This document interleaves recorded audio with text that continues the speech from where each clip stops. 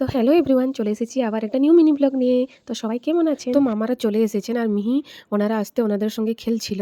তারপরে এখানে ঘুমিয়ে পড়েছে আর মিহির জন্য ওনারা এনেছেন ড্রেস। আর এখানে না আমার বোন পকোড়ি ভাজছে ওদের জন্য খেতে দিবে বলে।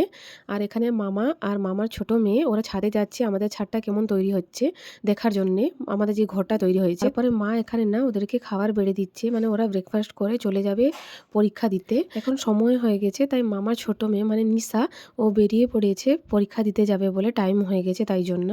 ওরা এখানে আসবে আবার। আমি না চান করেও চলে এসেছি আর মিহির না অনেকগুলো কাপড় কাচার ছিল তাই ওগুলোও কেচে নিয়েছি।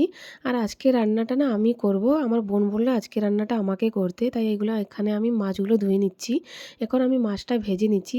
আজকে খুব বেশি আইটেম হবে না, আমি রান্নাটাও শুরু করে দিয়েছি। আর মা না এখানে বসে পড়েছেন মশলাগুলো বাটার জন্যে, কারণ বাটা মশলাতে রান্না খুবই সুন্দর হয়, তাই জন্যে আমাদেরকে অনেকটাই বিজি দেখে বাবা নিজেই বসে পড়েছেন ফল কাটার জন্যে। ফল কাটছেন, মামাকে খেতে দিবেন আর দিবেন হচ্ছে মিস্ত্রিদেরকে, কারণ মামা নিয়ে এসছেন মিষ্টি, তাই মিষ্টি দেওয়া হবে আর তার সঙ্গে কিছু ফলও দেওয়া হবে। আর এখানে না আমি আমার মিহির সোনার সঙ্গে গল্প করছিলাম। সন্ধ্যাবেলা এসেছিল আমার দিদি, আমার বড় দিদি দেখা করতে মিহির সঙ্গে। আর এখন না মিহিকে আমার বোন রেডি করে দিয়েছে, কারণ আমার বড় দিদি মিহিকে নিয়ে যাবে ওর বাড়িতে একটু ঘোরাতে। আর এখানে রাত্রের জন্য আমার বোন বানিয়েছে চপ আর সিঙ্গাড়া।